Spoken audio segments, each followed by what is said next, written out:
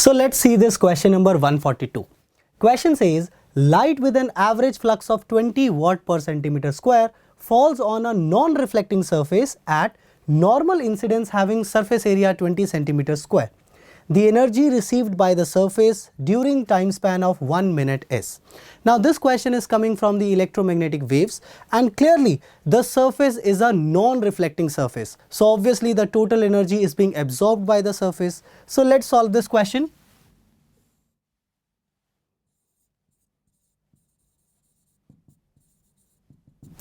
I hope you remember the formula of intensity. Intensity is actually the energy divided by area into time.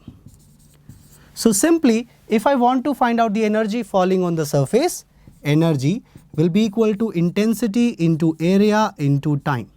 So as per in the question, intensity is given to me as 20 watt per centimeter square multiplied with 20 centimeter square and time of 1 minute, so 60 seconds.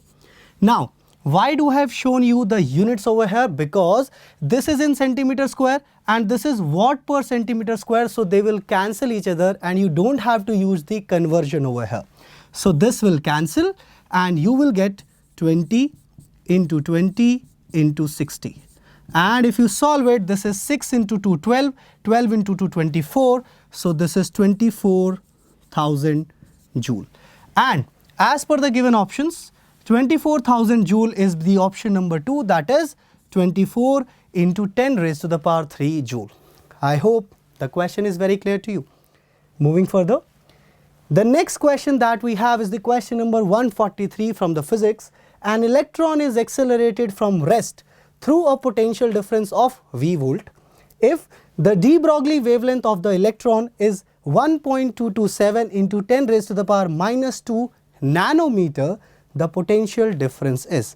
Now, this is a very famous question generally asked in NEET paper, and I hope you remember the standard result as well. So let's try to solve this question. So we know that de Broglie wavelength is given by 12.27 divided by root under V angstrom. I hope you remember this relation. So clearly lambda is given to you and V value you need to calculate. So I can put it over here. So root of V is equal to 12.27 into 10 raised to the power minus 10 divided by lambda. Lambda is 1.227 into 10 raised to the power minus 2 nanometer. So there is also a factor of 10 raised to the power minus 9. So if I solve it, what I will get? Root under V is equal to, if you cancel this with this, you will get a factor of 10, and this is minus 2 and minus 9. So when I cancel up with this, you will get a factor of 10 over here after cancelling. So root under V is 10 raised to the power 2. So V will be 10 raised to the power 4 volt. That would be the answer to this question. So out of the given options, which is the correct option? Yes, option number 3 is the right choice for this question. Now, moving further to the next question. Next, question number 144 is from the chapter Gravitation. Question says, a body weighs 72 Newton on the surface of the earth. What is the gravitational force on it at a height equal to half of the radius of the earth? Now tell me, which formula you are going to use over here? You cannot use the approximate formula because in that case, height above the earth's surface should be very small as compared to the radius.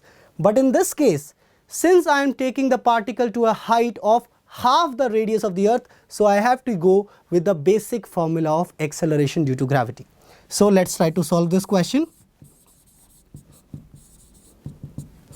We know acceleration due to gravity at the surface is equal to g mass of the earth by radius of the earth square. I hope you remember this statement. Now, acceleration due to gravity at a height h from the surface is g mass of the earth by radius of the earth plus height whole square.